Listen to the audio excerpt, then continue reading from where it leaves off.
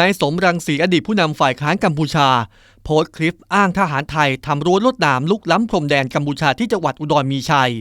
โดยทหารกัมพูชาพยายามเข้าไปห้ามแต่ทหารไทยไม่ยอมหยุดพร้อมกับซัดว่าสมเด็จฮุนเซนกล้าแต่กับคนเขมรแต่ไม่กล้าสั่งทหารปะทะกับทหารไทย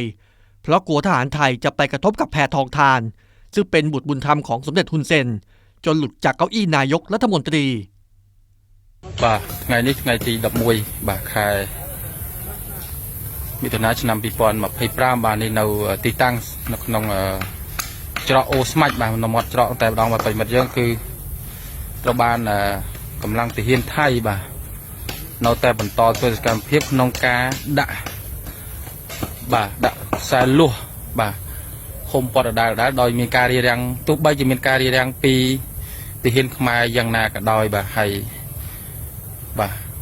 ทางที่เห็นไทยนี่โดยไปโดยมินการจอจ้าโดยจิการนายน้อมโดยจิการสำหรับดูตามจะเมย์เทียนเจาะอันเจ็ดโอสมัยหรือก็โดยจีสมัติกัจนกนงเจาะนี่แต่น้องตัวใบยานาก็ได้ก็ทางกูเพียกีทางไทยนี่คือมันพร้อมมากรบตัวตามการมันกรบตัวตามการนายน้อมก็โดยจิกาสำหรับสำรูโนเต้เราแต่ยังจำจัดเราแต่บันตอเราต้องการเพียบเราแต่ยกบรรลาลู่นงกาไวโฮมปอดนงกาแต่ที่เห็นเยอะทางกูเบียกีการไปเชียเยอะเราเมียนกาห้ามคอดมันเอาบันตอนงเพื่อกาสการเพียบยกบรรลาลู่โยมบัดเราตีตังในเต้ให้เยอะดังทางกูเบียกีไทยนี่กูกดกึศอย่างไม่เต้หักใบโดยเหมือนสับที่เห็นกัมพูชีโนเต้ให้โดยญาท้อประจำเจาะนุบานหามคอดมันเอาคอดเพื่อสการเพียบนกาบนต่อยกบลาลูยกบัดโนเต้ให้ยังเคยท้าบลาลูมันควาเต้นะบางคนไปแบบยังคือนี่สัตตบลาลูบนตายคอดโนแต่บนต่โนแต่บนต่อสการเพียบยกลูยกบัดนงเรียริกาเรียยังสการเพียบเราได้ยังให้ยังขึ้นท่าแต่เห็นกัมพูชียังให้ก็โดยเชียคางนโกบาลพรมแดนประจำนกคางเจาะออนจิตโอสมัยนี่กอดประกาศห้ามคอดให้บรรดาเนาห้าคอดเหมือนบานนะบางคนไปบัดยังคือเนาแต่บรรทอทศกัณฐ์พิบนงกาดักบรรลาลุดได้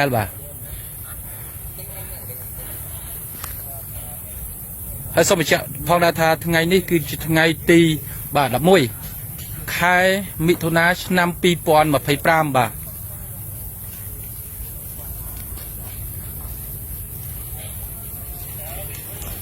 เราแต่บรรทอทศกัณฐ์เพียบจังให้นี่จิฮัดกามวยได้บังกอมีปัญหาการล้างต่อตามพรมน้ำต่อสากูเพียกีไทยเหมือนพรมสดับนกาจอจ้าก็โดยจิกานายน้อมสำหรับรั้วขนมกา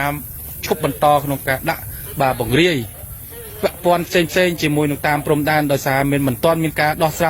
ตามยัตนะนอมเฟปิกีหรือเวียงนักนอมประเทศจังปีโนเต้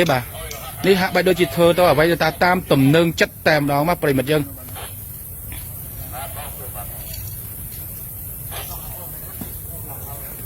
ให้นี่ให้จีตึงเวอร์หรือบ่จุดจิตไทยที่เห็นไทย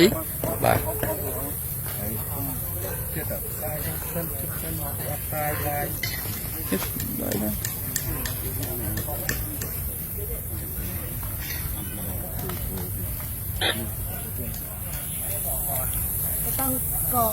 ท่านมาทุกดังนะพี่ไม่ได้เราไม่ได้หนังคือมีนะก็พี่ปิดก่อนพวกเราทางพวกก็เอาประตูมาปิดแล้วนี่เราก็ตั้งเกียงคนที่โอ้ทำไมพี่ทำ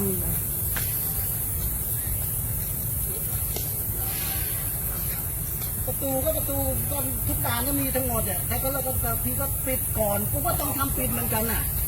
ไม่ใช่นึกจะปิดที่ไหนคนมาลอดฐานไงคนมาลอดฐานจะแอบข้ามไปเราก็เลยเราฐานแล้วพี่เขาต้องเจงมารถผมจะมารถคนจอดทางก็เจงกันสอนอเจงนะแล้วทางนี้พี่จะทำอะไรที่การอย่างนี้ที่ใดนั้นพี่จะต้องมาเข้าไปเราก็เจงก่อนมันประตูพี่ปิดก่อนแล้วคนก็จะทำปิดเหมือนกันไม่ใช่นึกจะปิดที่มันเป็นของรัฐบาล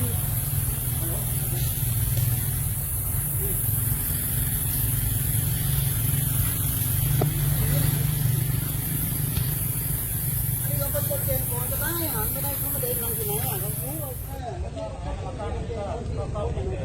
ใครปวดบอมมา ประตูก็ทุกด่านก็มีทั้งหมดอ่ะแต่ก็เราก็บางทีก็ปิดก่อนพวกก็ต้องทำปิดเหมือนกันน่ะไม่ใช่นึกจะปิดที่ไหนอ่ะพี่ลอดฐานไงคนมารอดฐานจะแอบข้ามไปเราก็รู้รอฐานแล้วพี่เขาต้องเกณฑ์มาผมจะมาล้วนคนจอดทางก็เกณฑ์ทางตอนแจ้งมาทางแรกมานี่เตรเบียนี่เบียร์ยุ่งหาเดิมนะคุยกันรอเสร็จแล้วนี่ออกมือเดิมมือครั้งต่อเป็นตาไหวเก็บไว้คำสั่งเขาเจ้าหน้าที่ตรงเจ้าฝั่งไทยแมนคุยกับเราทางไทยทางการภาษาคุยกันหน่อยว่าดูสถานการณ์ชาไทยเมืองจันทร์ไม่ต้องทำแบบนี้นี่มือกอโอเคไม่เป็นไรไม่ต้องรอคำสั่งตรงเจ้าฝั่งชาติการภาษาไทยรายงานชาติการว่ามีเมืองกันมาพูดกันเถอะ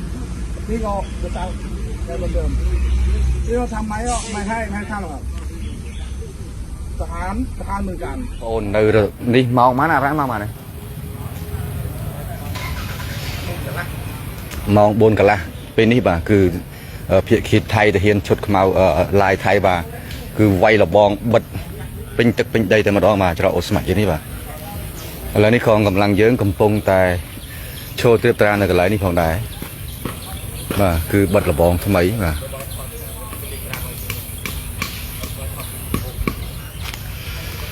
សូមបងប្អូនជួយ like ជួយ share មួយបងថ្នាក់ដឹកនាំយើងកំពុងតែត្រៀបត្រាពេញមាត់ច្រកនេះដែរបាទ